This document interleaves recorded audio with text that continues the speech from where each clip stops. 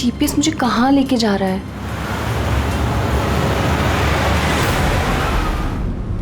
Go straight for 3 hours and you will reach your destination. अरे अभी आधा घंटा पहले तो जीपीएस ने बोला था 3 घंटे, फिर से 3 घंटे।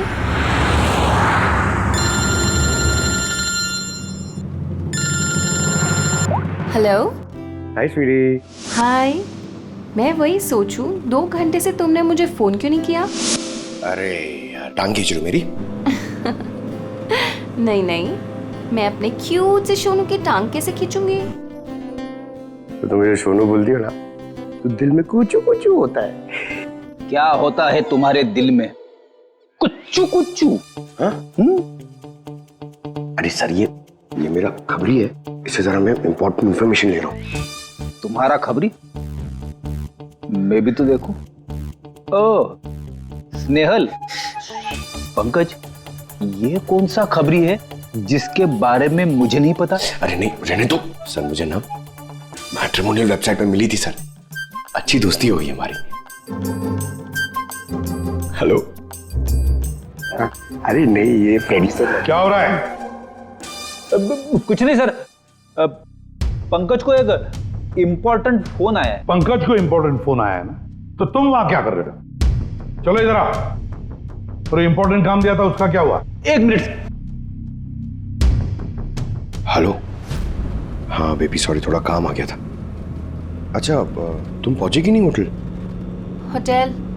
यहाँ मैं पूना तक भी नहीं पहुंची, तुम होटल की बात कर रहे हो? क्या सुबह की निकली हुई हो यार? हाँ यार, पता नहीं मैं ये जीपीएस ने मुझे कहाँ पहुंचा दिया है। मैं किसी कच्ची सड़क पर हूँ। अरे कच्ची सड़क वड़क पे क्यों जा रही हो? वो सीधा हाईवे लो ना।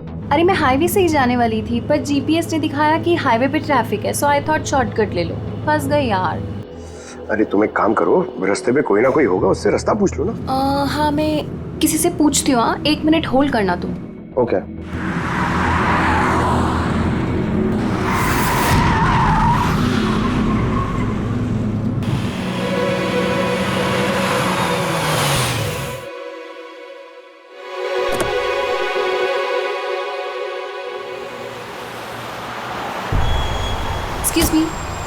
एक्सक्यूज मी, क्या आप मुझे बता सकते हैं ये रोड हाईवे पे कनेक्ट होगी या नहीं?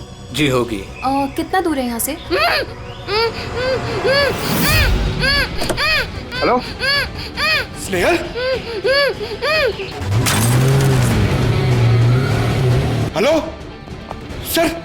क्या हुआ पंकज? स्नेहल।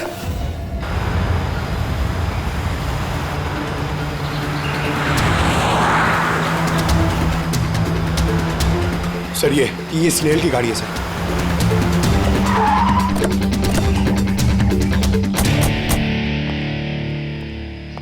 आप लोग? सीआईडी।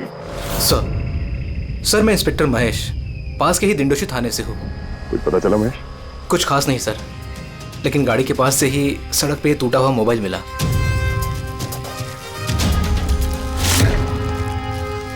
सर ये स्नेहल का है सर।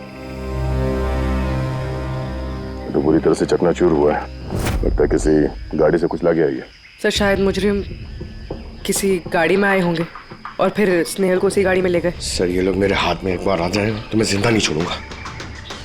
पंकज, स्नेहल की किसी के साथ कोई दुश्मनी थी क्या? सर सीधी सादी लड़की थी सर, उसकी किसी के साथ दुश्मनी नहीं थी सर। ठीक है, अब स्नेहल को जल्दी ढूंढ निकालेंगे। ये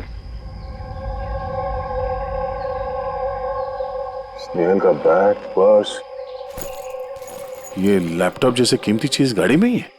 सर ये जुर्म लूटपाट के इरादे से तो नहीं हुआ। मेरी समझ में एक बात नहीं आ रही है, ये स्नेहल पुणे जा रही थी तो फिर यहाँ इस रास्ते पे क्यों आए? मतलब ये रास्ता पुणे तो नहीं जाता? जीपीएस की वजह से सर, जीपीएस उसको इस रास्ते पे ले आया। जीपीएस गलत रास्ते पे ले आया? ऐसे कैसे हो सकता है? सर एक्चुअली क्या हुआ, जीपीएस ने हाईवे पे ट्रैफिक जाम दिखाया था, इसलिए उसने ये दूसरा रास्ता ले लिया था। ओह, मतलब ये स्नेहल किसी बड़ी साजिश की शिकार हुई है। आधारी का कुछ मिला घर में? कुछ नहीं मिला और ना ही मिलने की कोई गुंजाइश है।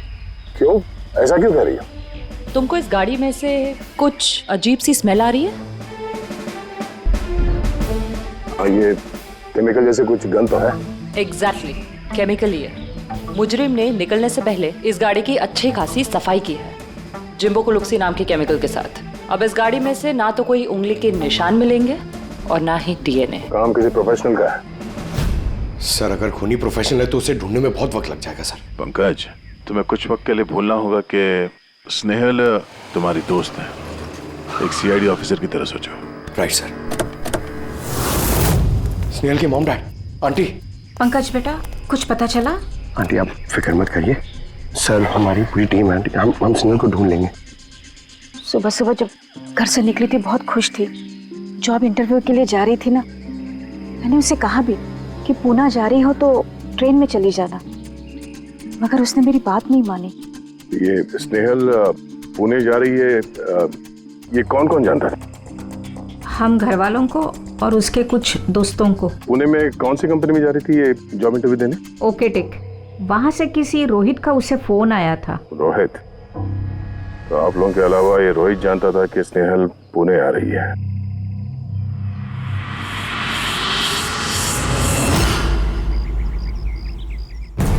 बस ये इन्फॉर्मेशन मिल जाए सर, बहुत मदद हो जाएगी।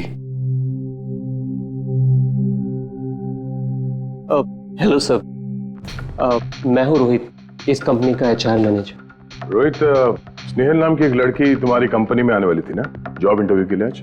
जॉब इंटरव्यू के लिए? नहीं तो। नहीं तो का क्या मतलब है? ये ईमेल आपकी कंपनी ने ही भेजा ना? ये तो हमारी कंपनी का ईमेल एड्रेस ही नहीं है, किसी ने नकली ईमेल से शायद इन्हें बेवकूफ़ बनाया। क्या ऐसा तो नहीं कि अब तुम हमें बेवकूफ़ बना रहे हो? सर ये देखिए मेरा कार्ड, इसमें कंपनी का ईमेल आईडी साफ साफ लिखा हुआ है। अगर आप चाहें तो मैं आपको अपनी कंपनी के बॉस से भी मिलवा सकता हूँ।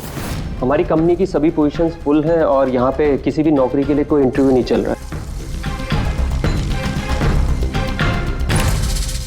सर मतलब ये ईमेल भी उन्हीं अपराधियों ने भेजा है। बहुत लंबी प्लानिंग की थी किसी ने। जो कोई भी है स्नेहल के बारे में बहुत कुछ जानता है। पंकज, जरा ठंडे दिमाग से सोचकर बताओ, क्या स्नेहल की किसी के साथ कोई दुश्मनी थी? नहीं सर। जरा याद करके बताओ, कभी तो उसने बताया होगा ना कि उसका किसी के साथ झगड़ा हुआ होगा, हैं? याद करो। देखो यार पंकज, जिंदगी में ऐसा कोई इंसान नहीं है जिसका कभी न कभी किसी से मनमुटाव नहीं हुआ हो। छोटा मोटा झगड़ा हुआ होगा यार किसी से। सर छोटा मोटा झगड़ा उसके फ्रेंड्स के साथ हुआ होगा सर, लेकिन ऐसी कोई बड़ी बात नहीं हुई सर कि उसे कोई उठा के ले जाए। और सर स्नेहल के घर पे किसी किडनैपर का फोन भी नहीं आया पैसे मांगने के लिए। सर वो मिडिल क्लास फैमिली से बिलोंग करती है सर, अगर कोई पैसा मांगेगा तो वो लोग दे भी नहीं पाएंगे सर।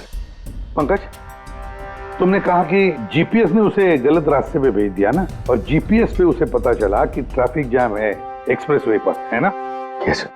लेकिन सर ट्रैफिक पुलिस वालों ने बताया कि हाईवे पे कोई ट्रैफिक जाम नहीं था। वही तो, इसका मतलब है जीपीएस ने उसे गलत जानकारी दी। सर जीपीएस गलत जानकारी कैसे दे सकती है सर?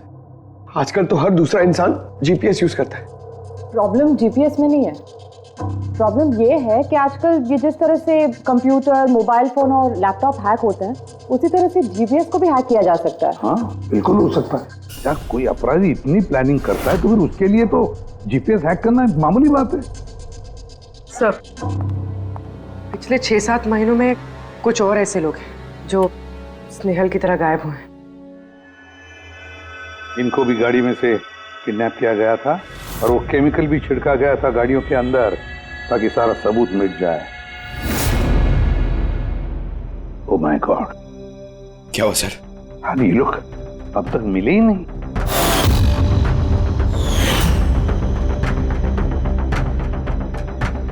पंकज ऐसे घबराओ मत, समझे? स्नेहल को हम ढूंढ कर लाएंगे, उसे कुछ नहीं होने देंगे, घबराओ मत। पूर्वी देखो, क्राइम ब्रांच का इंस्पेक्टर समीर वो इस केस को हैंडल कर रहा है, बुलाओ उसे ब्यूरो में। सर गायब हुए सभी लोगों को एक ही तरीके से गायब किया गया है। पहले उन्हें नौकरी या किसी फ्री गिफ्ट का लालच देकर बुलाया गया, फिर जीपीएस हैक करके उनको कार से उठाया गया। उसके बाद वो केमिकल डाला गया ताकि किसी को कोई सुराग न मिल सके। समीर, ये सब हमें भी पता चल चुका है। कोई नया सुराग मिला है, कुछ नई चीज जिससे हम मुजरिमों के करीब जा सके। सर, पिछले महीने कुछ ऐसा ही सुराग हाथ लगा था मुझे। रुको साहब, यही रुको, यही।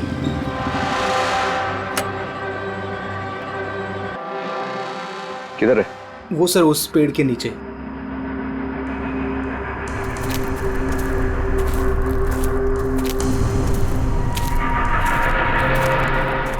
क्या हुआ? चलो।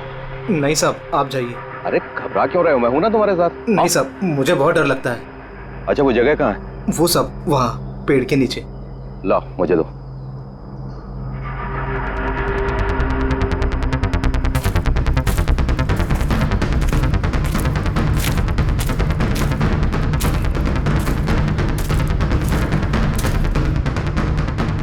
क्यों, यही जगह है? हाँ साहब।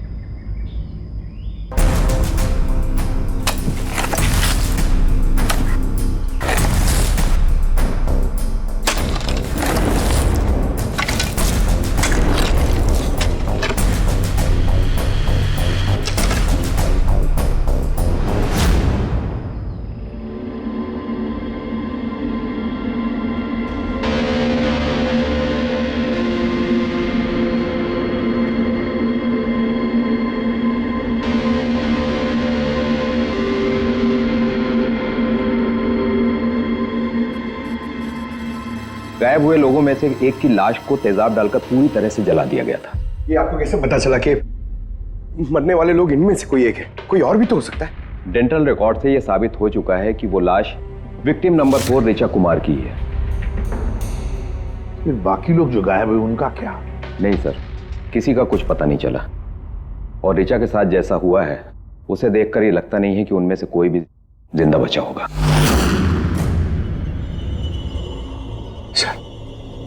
सर स्नेहल भी नहीं बचा।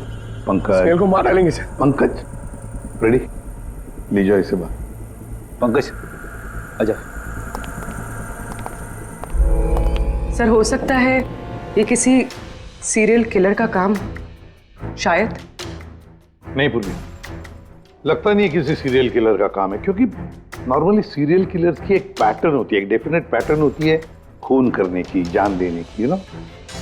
नहीं, पता नहीं क्यों, पर सीरियल किलर नहीं लगता ये देखो, ये जो भी है ये तो किसी को भी मार रहा है, फिर चाहे वो लड़की हो, औरत हो या कोई मर्द हो। ये देखो, ये स्टूडेंट्स है, ये स्टूडेंट है, उम्र का भी कोई लिहाज नहीं, कोई और ही है। ये देखो, ये नताशा बेचारी। अरे ये नताशा के साथ जब ये हादसा हुआ तब उसके साथ कोई बॉयफ्रेंड भी था उसका, कुलदीप नाम है उसका। जी सर, मैंने उसे 3 बार पूछताछ की, फिर लेकिन कुछ खास जानकारी नहीं मिली। कुलदीप? सब मेरी गलती है, मुझे नताशा को उस दिन कार में अकेले छोड़ के नहीं जाना चाहिए था। सब कुछ शुरू से बताओ, पूरी बात डिटेल में। सर, नताशा MYB कंपनी में रिसेप्शनिस्ट का जॉब करती थी। तभी एक दिन अचानक उसे किसी बहुत बड़ी कंपनी से अच्छा जॉब ऑफर आया। सर एक मिनट।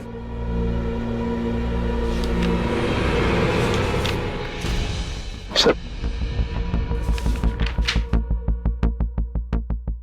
पहली नौकरी में नताशा को सैलरी कितनी थी? सर 20,000 रुपए।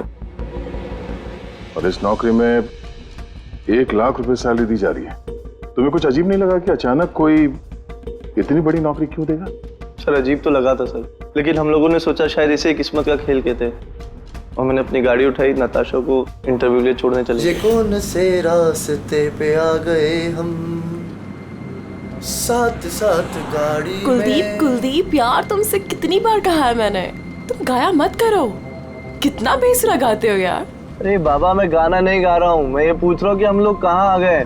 ये रास्ता तो कभी देखा नहीं मैंने। तुम ना सिर्फ GPS फॉलो करो, अपना दिमाग मत लगाओ। अरे यार, हम यकीनन गलत रास्ते पे आ गए। मैं काम करता हूँ, ट्यूटर्न लेता हूँ और जो रास्ता हमें पता वहीं से चलते हैं।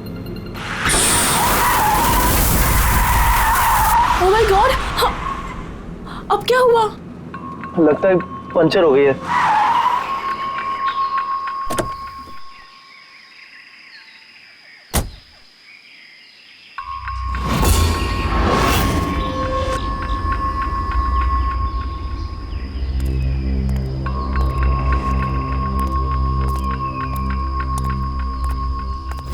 ओह नो यार, दोनों टायर पंचर हो गए। एक होता तो बदल देता। अब क्या करें यार, यहाँ टैक्सी ऑटो कुछ नहीं मिलेगा। भैया भैया भैया, एक मिनट, यहाँ आसपास कोई मैकेनिक मिलेगा क्या? हाँ है ना, आगे 2 किलोमीटर आगे पे ही है। क्या हुआ, पंचर हो गया क्या? हाँ यार, मुझे छोड़ दोगे वहाँ तक? छोड़ तो दूंगा, लेकिन 50 रुपए लूंगा। अरे 100 ले लेना यार, चलो। अरे कुलदीप, तुम मुझे अकेला छोड़ के जा रहे हो? मैं बस यूं गया और यूं आया, ठीक है? मुझे तुम्हारे साथ आना ही नहीं चाहिए था। लव यू जान। 10 मिनट तुम अंदर बैठो, बाहर मत निकलना। मैं बस यूं गया और यूं आया। चलो चलो। उसने मुझे कहा भी था उसको अकेला छोड़ के ना जाऊं मैं। आज मैंने उसकी बात सुन ली होती। उसके बाद मैकेनिक को लेके तुम वहां पहुंचे और वहां पे नताशा नहीं थी? नहीं सर। सर, ये बाइक वाला मिला हुआ लोगों के साथ। हो सकता है। तुमने उस बाइकर का चेहरा देखा, कुछ याद है? नहीं सर, उसने हेलमेट पहन रखा था। अच्छा, वो बाइक का नंबर याद है? नहीं सर, उस समय सिर्फ मुझे नताशा को इंटरव्यू में छोड़ने की जल्दी थी, इसलिए नहीं देख पाया। अच्छा, ये नताशा कोई डायरी वायरी कुछ लिखती थी? मेरा मतलब है रोज का दिनचर्या या फिर मीटिंग्स के शेड्यूल्स। डायरी तो नहीं है, लेकिन हाँ लैपटॉप जरूर है जिसमें वो अपनी जरूरी चीजें लिखा करती थी। लाइए जरा खोलो सर। पासवर्ड 20/04/1987। ये नताशा? हाँ जी सर। ये वारदात हुई थी 6 मार्च को। देखना जरा वारदात से पहले कहाँ गई थी वो, उसका शेड्यूल चेक करो।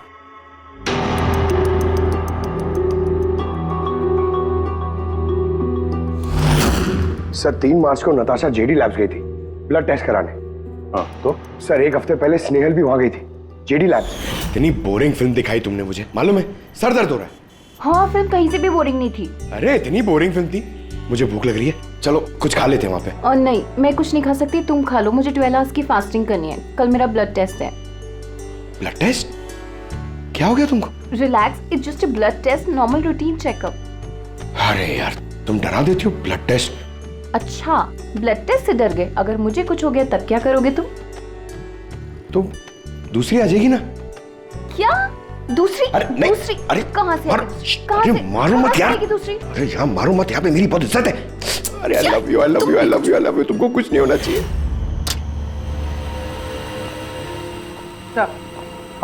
जिसका शक था वही हुआ।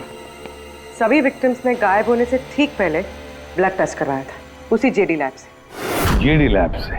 चलो, एक कड़ी तो मिल गई। और सर, जिन लोगों को चुना गया था उन्हें एक खास ईमेल आया था टेस्ट के कुछ दिन पहले। कैसा ईमेल? सर, ईमेल में लिखा हुआ था कि वो ये सारे टेस्ट 500 रुपए के अंदर कर सकते हैं। सर, ऐसा ईमेल तो स्नेहल को भी आया था। क्या? 500 रुपए के अंदर तो आजकल एक टेस्ट भी मुश्किल से होता है। बस जरा देखो क्या टेस्ट। हाँ देख लिया।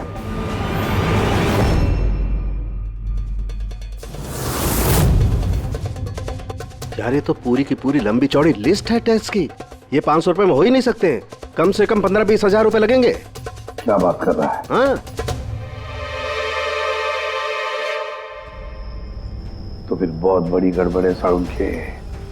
इसका तो एक ही मकसद हो सकता है कि टेस्ट करना और लोगों को चुनना, तंदुरुस्त लोगों को चुनना और फिर उन्हें अगवा करके मार देना। पर क्यों मार देना?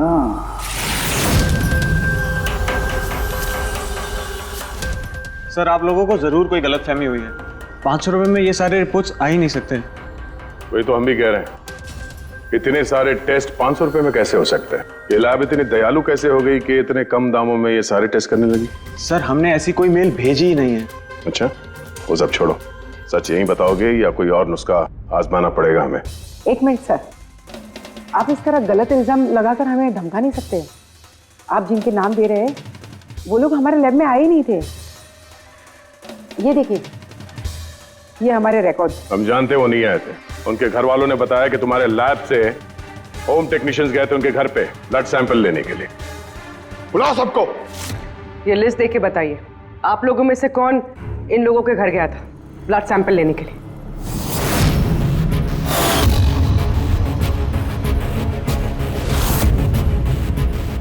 मैंने गया था सर। मैं भी नहीं गया था सर। मैं भी नहीं गया था सर। कोई नहीं गया था तो ब्लड सैंपल अपने आप उनके घर से उड़ के यहाँ लैब में आया था? हाँ? ये खुसुर फुसुर करना बंद करिए, जरा जोर से बोलिए, या फिर सीआईडी ब्यूरो चल के बात करें। सर एक्चुअली आप सही कह रहे हैं, हम विक्टिम के घर नहीं गए थे, बल्कि वो लोग यहाँ आए थे टेस्ट करवाने के लिए।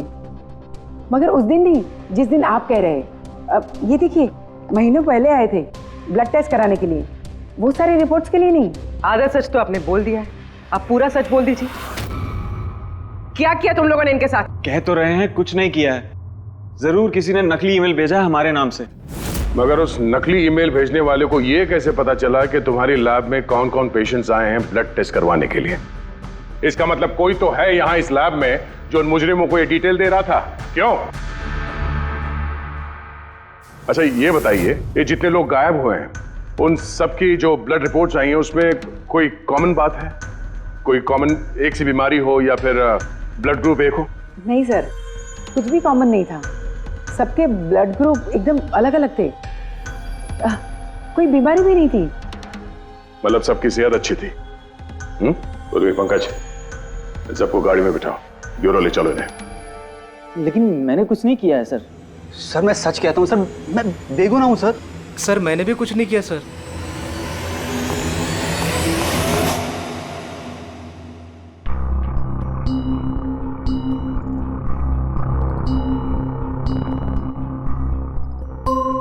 नहीं सर, इनमें से तो कोई भी नहीं है जो उस दिन घर पे ब्लड लेने के लिए आया था।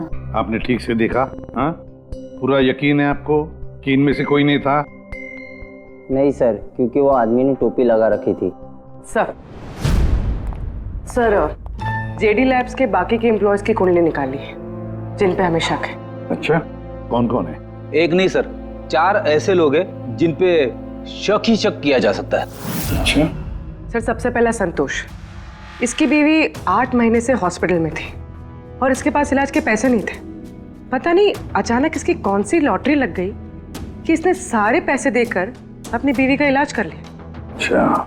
और सर ये दूसरा जतिन है, 8 महीने पहले जेडी लैब पे इसकी नौकरी लगी हुई थी और ये सारे हादसे शुरू हुए 7 महीने पहले। मतलब इसके नौकरी ज्वाइन करते ही ये सारे हादसे शुरू हो गए। बाकी 2? सर सिद्धेश और मालिनी, इनकी सैलरी 18 और 20,000 है, मगर फिर भी पिछले 6 महीनों में ये 2 फॉरेन ट्रिप्स कर चुके हैं। अच्छा, संतोष, जतिन, सिद्धेश और मालिनी। लगता है फिर से जेडी लैब्स जाना पड़ेगा। हाँ, मैं गया था यूरोप छुट्टियां मनाने के लिए, लेकिन वो पैसा किसी गलत काम से नहीं आया था। मेरे चाचा मेरे लिए 25 लाख रुपए छोड़ के गए थे अपनी वसीयत से। और मालिनी जी, आप भी यूरोप घुमाई तो आपके लिए भी कोई वसीयत में कोई छोड़ गया था क्या कुछ? नहीं सर, दरअसल मैं सिद्धेश के साथ ही गई थी। सिद्धेश के साथ? एक्चुअली मालिनी और मैं एक दूसरे से बहुत प्यार करते हैं। ओह, लव स्टोरी। हाँ, मैंने अपनी बीवी का इलाज करवाया, मगर कोई गलत काम करके नहीं, उसके जेवर बेचकर। और तो और मेरा तो घर भी गिरवी पड़ा हुआ है। अगर आप चाहें तो मैं उसके पेपर भी दिखा सकता हूँ आपको। हाँ सर, संतोष तो सुबह से शाम तक ऑफिस में ही रहता है, ये कब जाएगा किसी का ब्लड सैंपल लेने? और जतिन? जतिन तो बहुत कम ऑफिस आता है, तभी आता है जब कोई जरूरी काम हो। अच्छा, तो तब ये हमारा आदमी हो सकता है। ये जतिन कहाँ मिलेगा?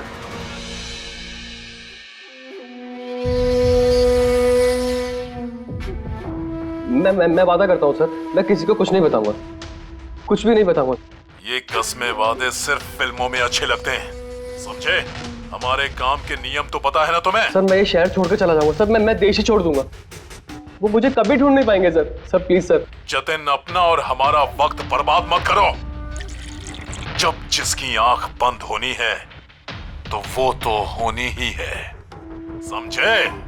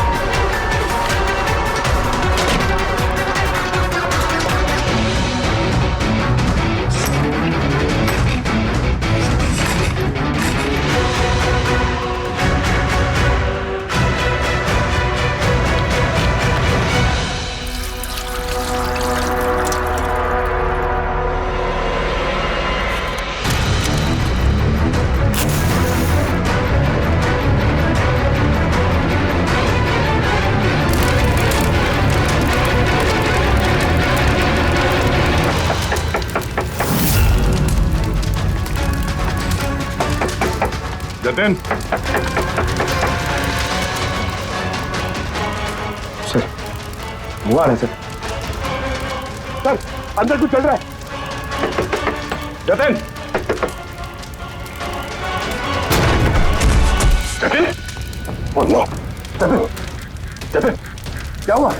हाँ तो किसने किया ये? किसके लिए काम करते हो तुम? बोलो। वो आँख सब देख सकती है। हाँ? सब कुछ देख सकती है।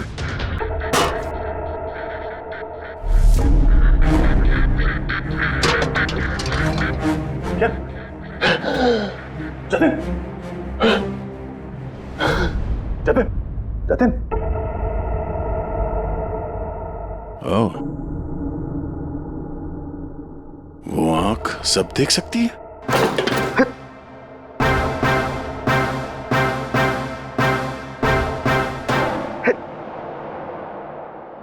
सर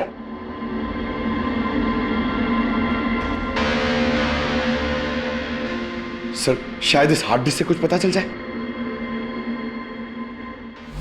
बॉस, मिर्करी डेंथोनिल नाम के जहर से मरा है ये जतिन। मिर्करी डेंथोनिल? यार ये तो वही जहर है ना जो किसी के शरीर के अंदर चला जाए तो 5 मिनट के अंदर अंदर खत्म हो जाता है आदमी। हाँ सर, बहुत ही खतरनाक जहर है। और ये जहर बहुत ही खुफिया तरीके से छिपा करके रखा गया था इसकी इस अंगूठी में बॉस। ये इस अंगूठी में छिपा करके रखा। ये देखो,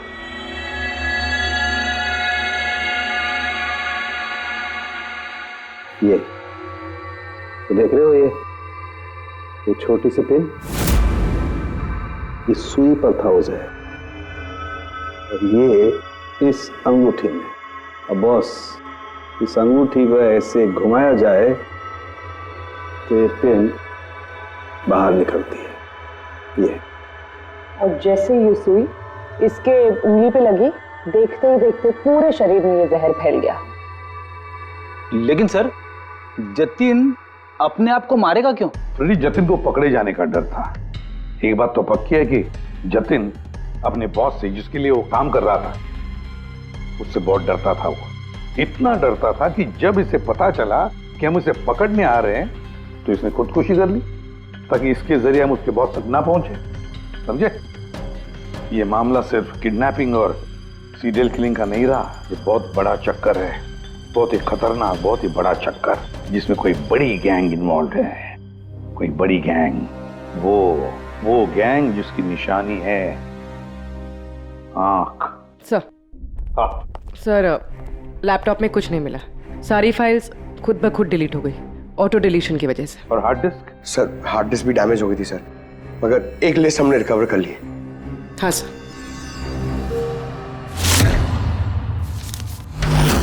अरे इसमें तो 100 से भी ज्यादा नाम है।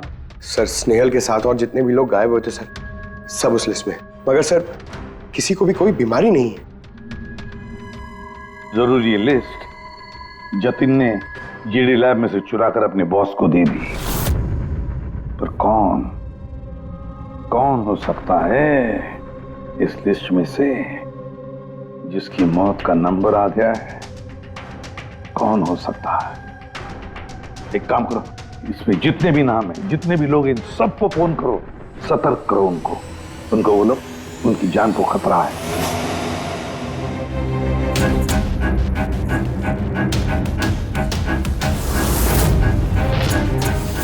क्या? अरे नहीं, मैं मजाक नहीं कर रही, मैं वाकई सीआईडी से बोल रही हूँ। आपकी जान को खतरा है, इसलिए जब तक हम ना कहें आप प्लीज घर से बाहर मत निकलिए। क्या नौकरी का बोला हुआ? मत जाना अलीशा। पर मैं तो निकलने ही वाली हूँ। नहीं, घर से मत निकलना आप। Alisha, Alisha, hello hello hello Alisha. क्या हुआ फ्रेडी? हेलो फ्रेडी, क्या हुआ? सर, आलिशा नाम की एक लड़की को नौकरी के लिए इंटरव्यू का बुलावा आया था, अब उसका फोन बंद आ रहा है सर।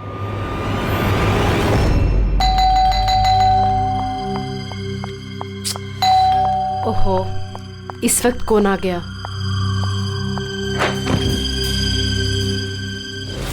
अलीशा? जी, आप कौन? सीआईडी।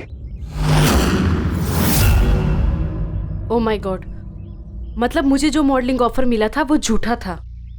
वो लोग मुझे किडनैप करने वाले थे। हाँ, पर अब घबराने की कोई जरूरत नहीं है। अलीशा अब इंटरव्यू के लिए जाएगी भी और उसे कुछ होगा भी नहीं। नहीं सर, मैं इंटरव्यू के लिए नहीं जाऊंगी सर। सर मुझे बहुत डर लग रहा है। तुम नहीं जाओगी, कोई और जाएगा, अलीशा बनके।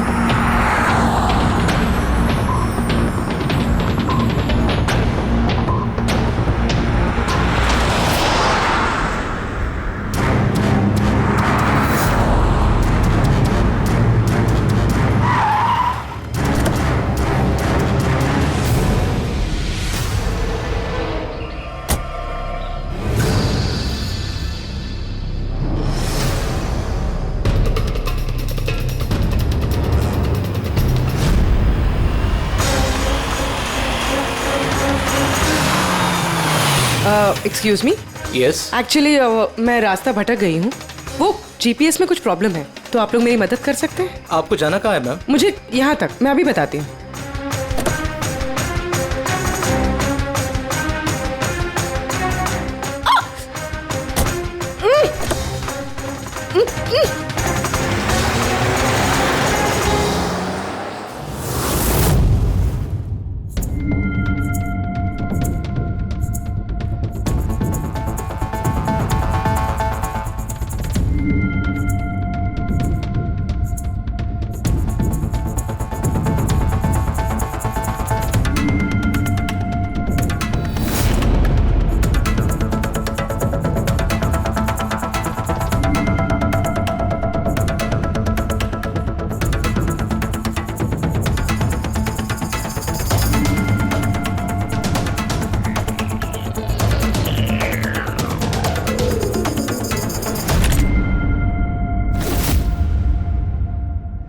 ये क्या किया तुमने? अलीशा के बजाय किसी और को लेकर आ गए? अरे भाई, इसमें मेरी क्या गलती? कार भी अलीशा की थी और मोबाइल भी उसी का था। तो अलीशा का ब्लड ग्रुप कहाँ पे है? तेरी खबर तो बॉस ही लेंगे।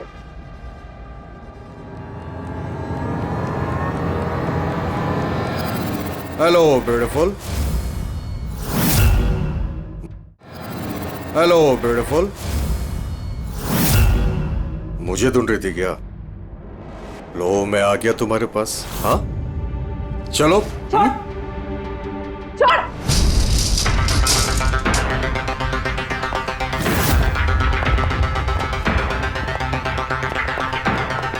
भागने की कोशिश। Beauty with brains. हाँ,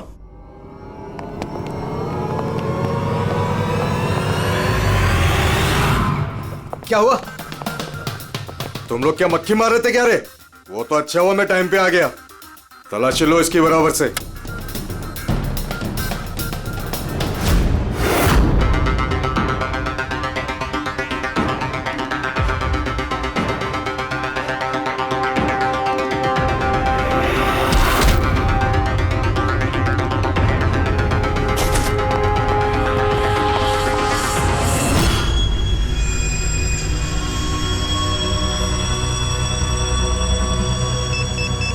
बॉस, जूते में क्या है? खुद ही देख लो।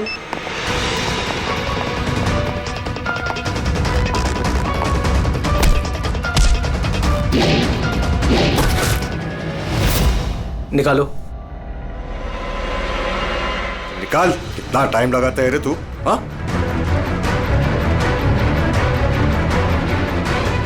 ओए, क्या हुआ भाई? Tracking device.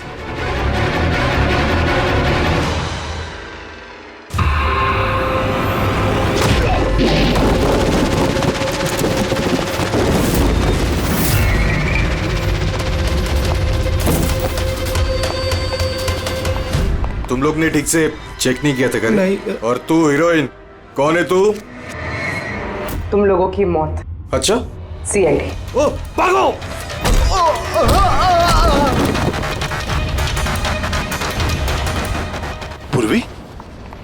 सर उस तरफ भागा।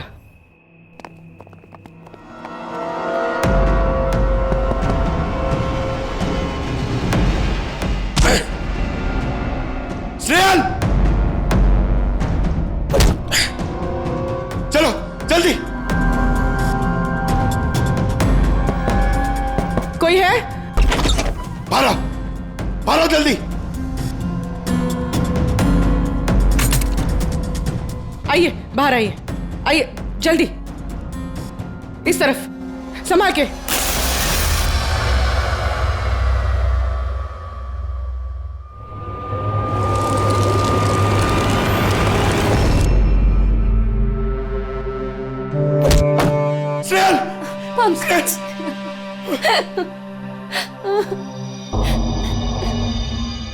मुझे लगा मैं यहाँ से कभी निकल ही नहीं पाऊंगी। पागल हो गया, तुम कहीं भी होती ना मैं तुम्हें बचा के ले जाता। तुम इतना पसंद करते हो मुझे? 10 किलो कम हो गया तुम्हें ढूंढते ढूंढते। पागल, चलो चलो यहाँ से जल्दी चलो।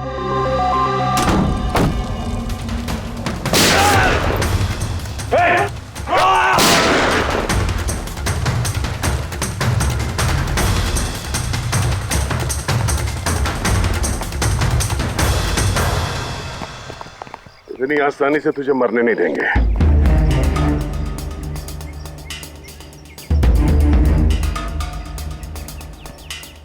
बोलो, वो क्या रहा था यहाँ पे?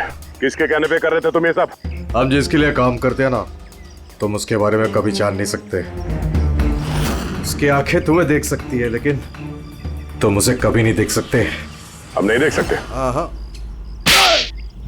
शरीर के पुर्जों के लिए लीवर, किडनी, वो क्या है ना, आजकल हर चीज ट्रांसप्लांट हो जाती है ना। क्या इंसान की शरीर की अंगों की तस्करी का इतना बड़ा व्यवहार चल रहा है? हाँ, जेडी लैब्स जैसे और भी लैब्स है जहाँ से हम लोगों के डाटाबेस चुराते हैं और उनमें से सेहतमंद लोगों को चुनते हैं ताकि उनके ऑर्गन्स बेच के करोड़ों रुपए हम विदेशी से कमा सके। किन विदेशियों को? किन विदेशियों को? दुनिया भर के विदेशी एक खास वेबसाइट पर आते हैं जहाँ पे इंसान के शरीर की अलग अलग पुर्जों की नीलामी होती है। एक बार पैसे हमारे अकाउंट में आ जाए तो क्लाइंट के ब्लड ग्रुप वाले इंसान को हम ढूंढते हैं उस लिस्ट में से। उसके बाद उनको 500 रुपए का टेस्ट वाला मैसेज भेजते हो ताकि ये पता कर सको कि उनका गुर्दा, लीवर या फिर दिल तुम्हारे क्लाइंट से मैच होता है या नहीं। हा? बिल्कुल ठीक। मैच होने के बाद हम उसे इंटरव्यू के लिए बुलाते हैं, ठीक उसी तरह जैसे मकड़ी एक मक्खी को लालच के जाल में फंसाती है। इतना सब कुछ करने के बाद भी इतनी बेशर्मी से हंस रहा? अपने किए पे जरा भी शर्मिंदा या पछतावा नहीं हो रहा तुम्हें? हंसी तो मुझे तुम लोगों पे आ रही है सीआईडी। मुझे पकड़ने से तुम्हें क्या लग रहा है? तुमने बहुत बड़ा तीर मार लिया। हमारे इसे ऑर्गन गैंग को पकड़ना ऐसा है जैसे समुंदर में से एक लोटा पानी निकालना। अच्छा, पहले ये बता तेरा बाप कौन है? मारो मुझे। मैं भी यही चाहता हूँ कि तुम मुझे मार दो, क्योंकि अगर मैं जिंदा पकड़ा गया ना तो मेरा बॉस, मेरे दोस्त, मेरे रिश्तेदार, मेरे घर वाले सबको मार देगा वो। कौन है तुम्हारा बॉस और कौन कौन लोग शामिल है तुम्हारे इस धंधे में? इसका जवाब आप मेरे मुंह से कभी सुन नहीं पाओगे एसीपी साहब।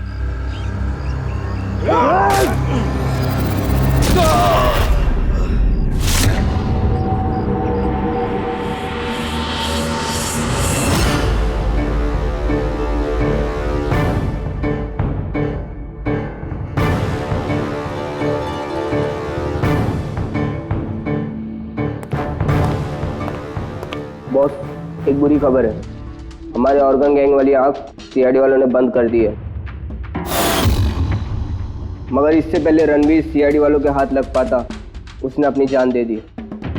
सीआईडी वालों ने हमारी 1000 में से एक आंख बंद कर भी दी तो क्या, वो एक आंख बंद करेंगे तो उसके जवाब में हम 100 आंखें और खोलेंगे। अब आएगा मजा खेल का।